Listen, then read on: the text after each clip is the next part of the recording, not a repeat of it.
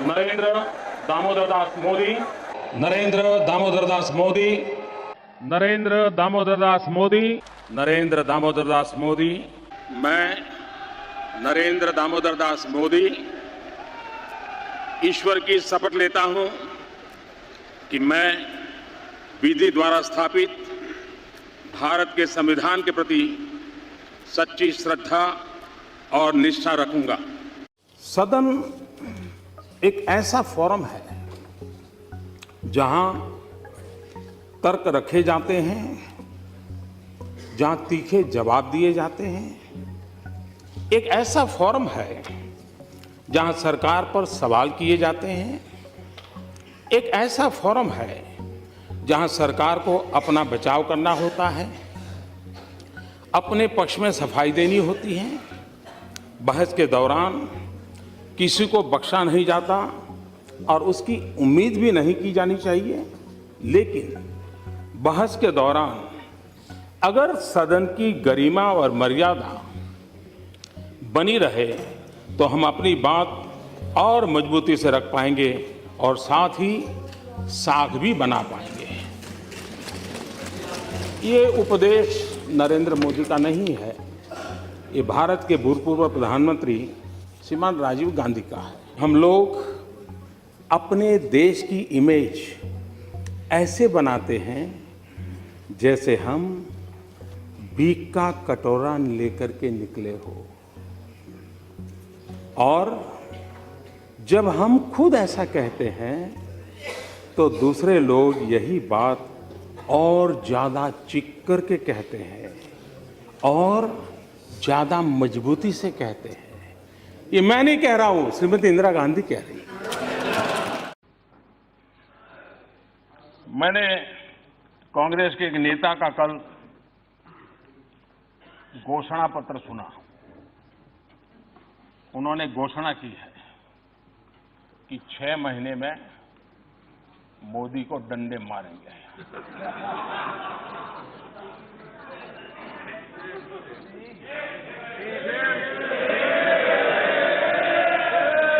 और ये डंडे मारेंगे तो हम भी मारेंगे। और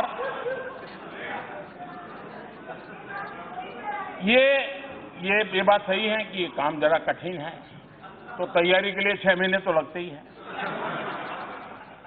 तो 6 महीने का समय तो अच्छा है, लेकिन मैं भी 6 महीने में तय किया हूं कि रोज सूर्य नमस्कार की संख्या बढ़ा दूंगा, ताकि अब तक करीब 20 साल से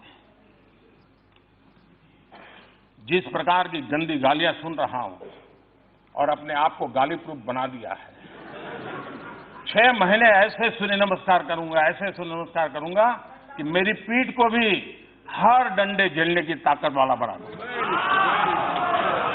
तो मैं आभारी हूं कि पहले से अनाउंस कर दिया गया है, तो मुझे ये 6 महीना आप एक्सरसाइज बढ़ाने का टाइम मिलेगा।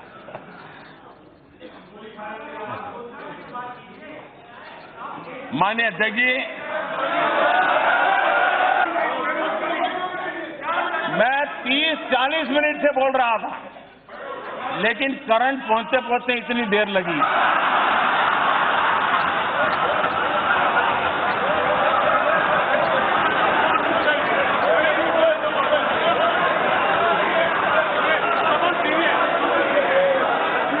बहुत सी ट्यूबलाइट का ऐसा ही होता है।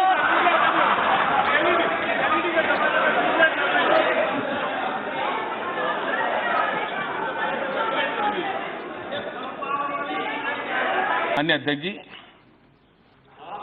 एक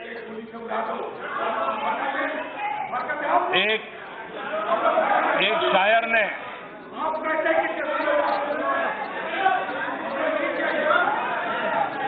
माननीय अध्यक्ष जी, एक शायर ने कहा था, और शायद इस स्थिति को बड़ी सटीक तरीके से,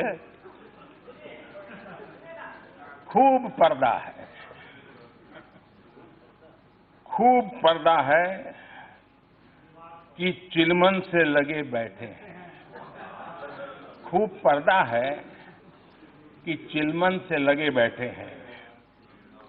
सांप छुपते भी नहीं सामने आते भी नहीं।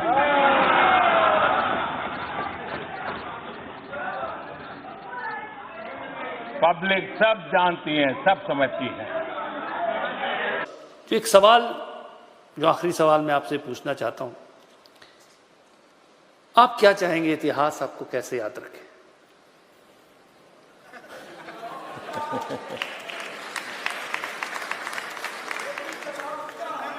आप में से कोई बता सकता है कि वेद किसने लिखे थे?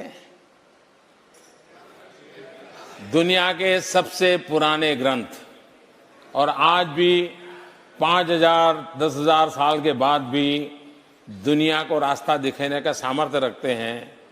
आपको मालूम है वेद किसने लिखे थे?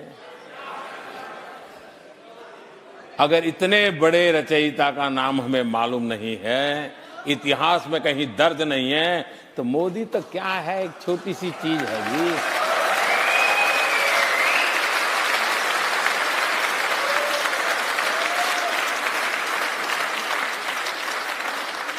इतिहास में नाम अंकित करने के लिए न मोदी पैदा हुआ है, न मोदी का वो मकसद है, और मैं नहीं चाहता हूं मोदी को लोग उन 125 करोड़ देशवासियों की तरह ही एक माने। उससे ज्यादा मानने की जरूरत नहीं है। आपको टीचर का काम मिला होगा, आपको ड्राइवर का काम मिला होगा, आपको व्यापार का काम मिला होगा, आपको खेती का काम मिला होगा, मुझे ये काम मिला है, उससे ज्यादा कुछ नहीं है। मैं नहीं चाहता हूं इतिहास में अमर होने के लिए, अगर मकसद है तो मेरा देश अजरा अमर है। दुनिया याद करे तो मेरे देश को याद करे, मेरे देश के भविष्य को देखें, मेरे देश के लिए दुनिया गर्व से कहें ये एक देश है जो मानव कल्याण का रास्ता दिखा सकता है। विश्व को संकटों से बाहर निकालने का सामर्थ्य इस धरती में है, ये दुनिया को पता चले। मोदी की छवि चमकाने में मुझे इंटरेस्ट नहीं है, हिंदुस्तान की छवि चमकाने के लिए जिंदगी खपाने में मुझे इंटरेस्ट है।